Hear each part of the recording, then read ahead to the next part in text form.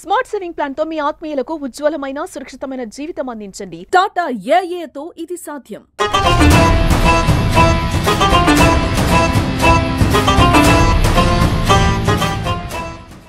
మనకి నిజామాబాద్లో కలకలం రేపిన ఒక స్టోరీ, వృద్ధ దంపతుల్ని డిజిటల్ అరెస్ట్ చేసిండ్రు. అండ్ దానికి సంబంధించి ఎలాంటి వార్తలు ప్రచురితం చేయట్లేదు, ఎందుకంటే వాళ్ళు ఇంకా ప్యానిక్ అయ్యి వాళ్ళకి హెల్త్కి ఇష్యూ అయ్యే ఛాన్స్ ఉంది. సో అసలు డిజిటల్ అరెస్ట్ ఎలా చేయగలిగారు, అసలు ఏంటి డిజిటల్ అరెస్ట్, అది ఎట్లా పాసిబుల్ అవుతుంది, ఎలాంటి ప్రాబ్లమ్స్ క్రియేట్ అవుతున్నాయి అనేది మనకు సిసిఎస్ నుంచి ఏసీపీ సార్ ఉన్నారు, మనం మాట్లాడదాం.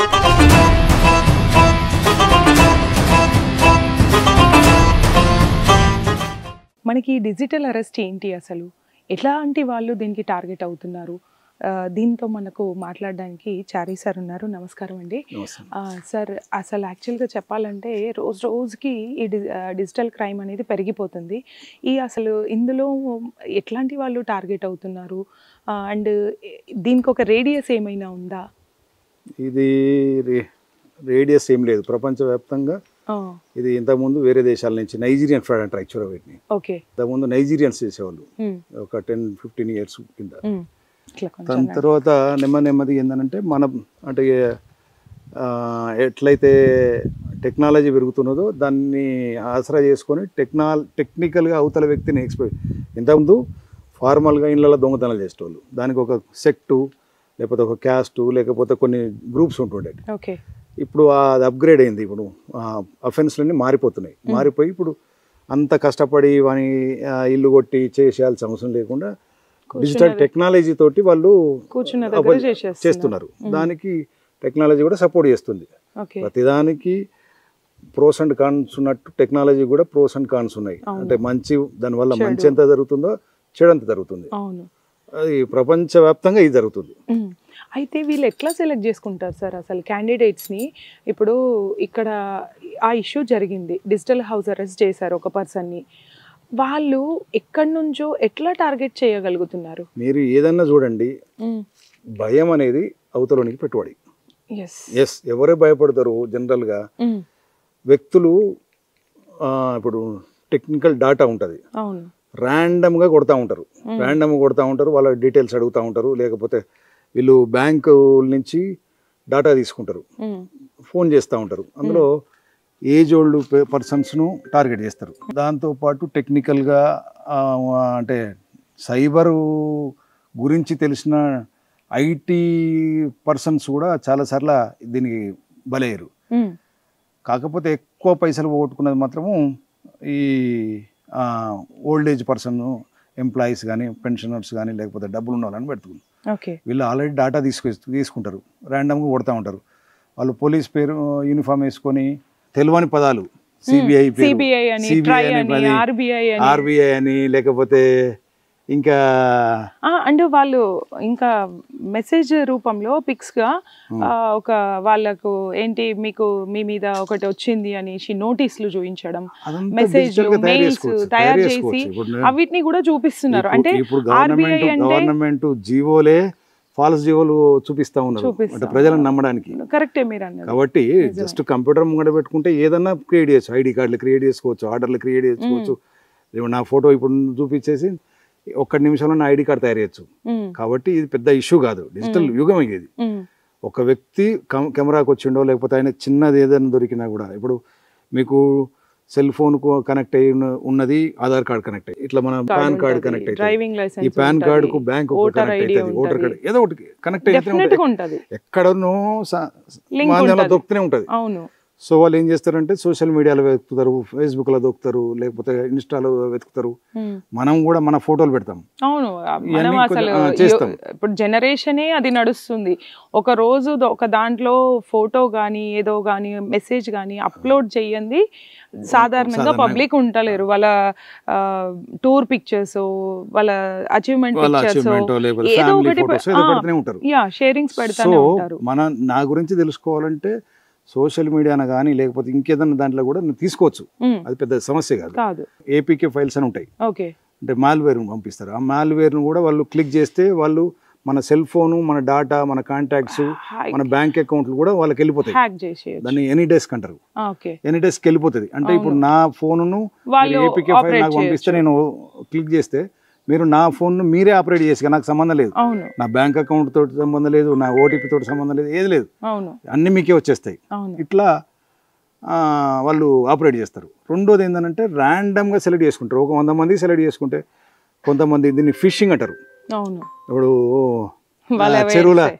చెరువుల చేపలు పట్టడం కోసం ఒక ఎర వేస్తారు. ఆ ఎర వేస్తూ కాసేపు గంట సేపు కూర్చుంటాడు. ఒక్కడ తలిగితే చాలు వాడికి. పెద్దగా కూర్చున్న గంటలల్లా నిమిషానికి ఒకటి తలగాల్సిన అవసరం లేదు. గంటకు ఒకటి తలిగితే సాయంత్రం వరకు మొత్తం అయిపోతుంది. అట్లా దీన్ని ఫిషింగ్ ఫ్రాడ్స్ అంటారు. సో వాళ్ళు ఒక్కరికి టార్గెట్ చేస్తారు. 100 మంది టార్గెట్ చేస్తే 1000 మంది టార్గెట్ చేస్తే వీళ్ళు వెనక బ్యాక్ ఎండ్ కొన్ని ఆఫీసులు పెట్టుకుంటారు. మనుషులు కంటిన్యూగా చేస్తూనే ఉంటారు. ఏదో పేరు మీద అవతల వాళ్ళను మాట్లాడే ప్రయత్నం చేస్తారు. మాట్లాడి వాళ్ళు లైన్లోకి వచ్చిన తర్వాత వాళ్ళను బెదిరించడం స్టార్ట్ చేస్తూ ఉంటారు. ఇది జనరల్గా. కాకపోతే ఏంటంటే బ్రాడర్ సెన్స్లో అసలు డిజిటల్ అరెస్ట్ అనే పదం లేదు అసలు. అంటే మనం చాలా చూస్తున్నాం కూడా. సెలబ్రిటీస్ కావచ్చు, మీలాంటి వాళ్ళు కావచ్చు, వీడియోస్ చేస్తున్నారు, చెప్తున్నారు అసలు డిజిటల్ అరెస్ట్ అంటే ఏంది, మనల్ని ఎట్లా లాక్ చేస్తున్నారు అనేది చాలా వరకు సెలబ్రిటీస్ వీడియోస్ కూడా మనం చూస్తున్నాం. చూసి కూడా ఇంకా పబ్లిక్ ఇది అవ్వట్లేదు. సో ఇట్లాంటి కాల్ నాకు వచ్చింది సార్, నేను ఎలా జాగ్రత్త పడాలి మరి వాళ్ళ నుంచి, ఏం చెయ్యాలి ఇమీడియట్ గా? అరెస్ట్ అంటే జనరల్ గా మనిషి టెండెన్సీ ఏంటంటే స్టాప్ అండ్ గోకి అలవాటు పడి ఉంటాం. చిన్నప్పుడు మీరు ఆట ఆడుకుంటారు. అవును. ఎవరన్నా మీ ఫ్రెండ్స్ స్టాప్ అంటే పోయి నిలబడాలి, అంతే. గో అంటే వెళ్ళిపోవాలి. అంటే వేరే వ్యక్తి మాటలు వినడానికి మనం అలవాటు పడి ఉన్నాం. సొంతంగా నీకు స్టాప్ అన్నప్పుడు ఆ వ్యక్తి అతనికి పారిపోయే అవకాశం ఉన్నా కూడా పోడు, అతనికి ఉంది. అంటే ఇక్కడ మీకు అక్కడ నష్టం లేదు కాబట్టి నిలబడతాడు, కానీ ఇక్కడ నీకు పారిపోవడానికి అతనికి మాట వినకు ఉండడానికి మనకి ఛాన్స్ ఉంది. ఫోన్ కట్ చేసినా అయిపోతుంది, కానీ దాన్ని మనం యూజ్ చేసుకోం. మన మెంటాలిటీ ఎట్లా అయిపోయింది. భయం కదా, ఒక మనిషి వ్యక్తిని వినడానికి అలవాటు పడ్డాం. సో దానికి అతను ఏం చెప్తాడు విందాం, ఏం చెప్తాడో వినడానికి అలవాటు పడ్డాం. సో అతను చెప్పినప్పుడు మనం ఏం చేస్తాము అంటే మనల్ని మనం ఆలోచించుకొని భయానికి లోనవుతాం జనరల్గా. ఈ భయానికి లోనకి తర్వాత అతను చెప్పినట్టు అతను కంట్రోల్లోకి వెళ్ళిపోతాం. మైండ్ ఆయనకి చేతిలో పెట్టేస్తారు జనరల్గా.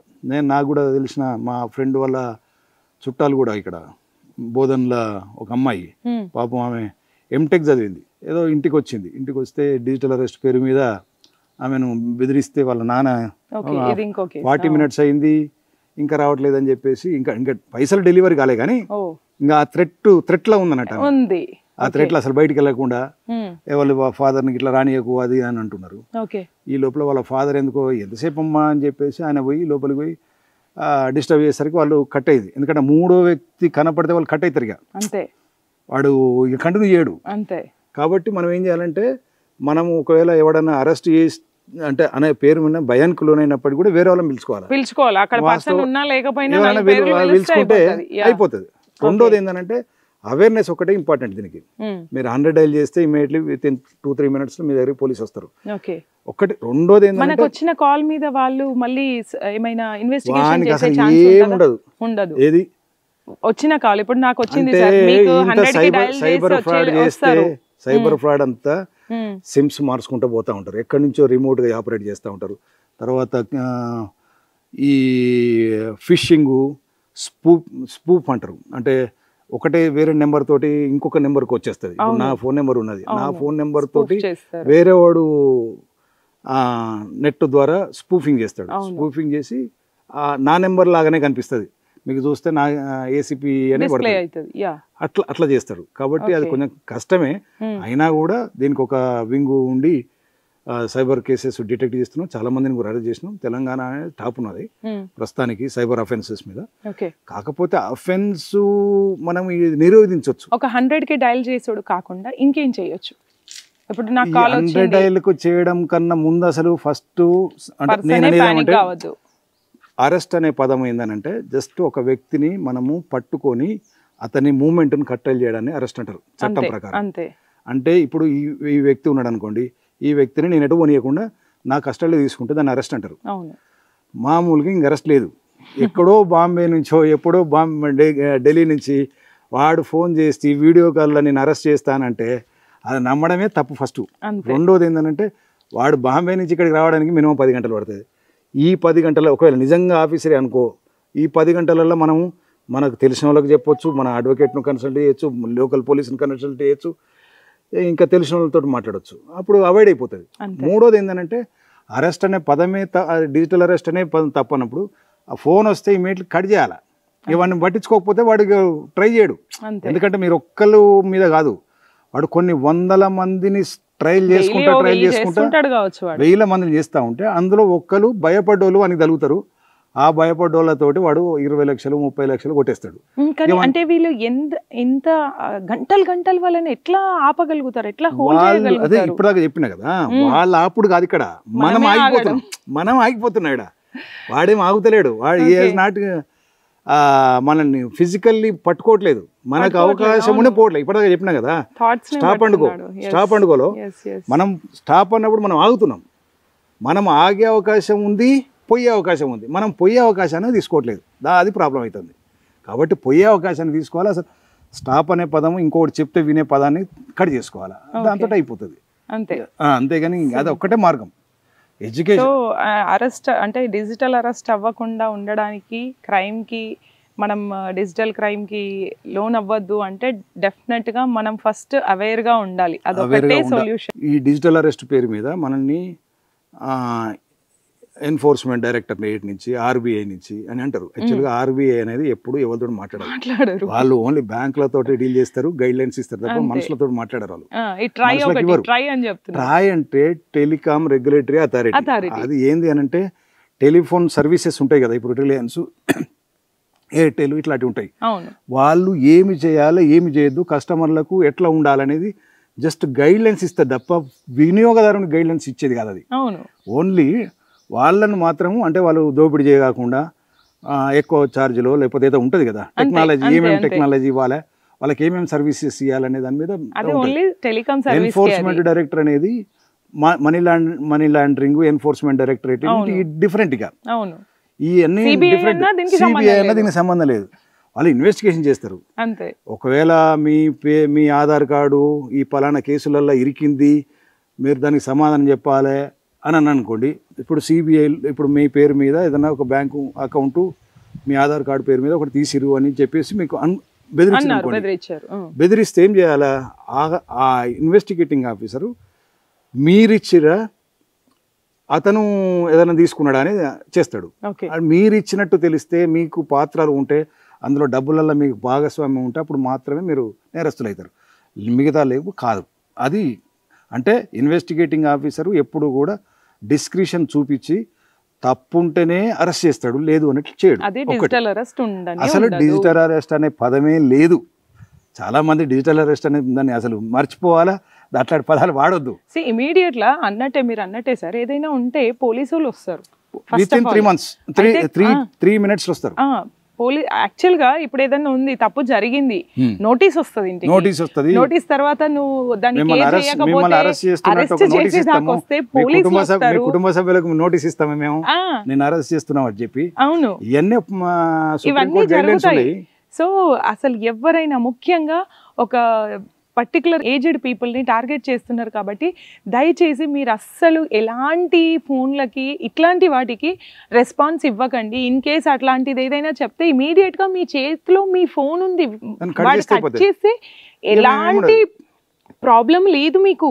వాడు రాడు, మిమ్మల్ని పట్టుకోడు, మిమ్మల్ని ఎందుకు కట్ చేసావని అడగడు.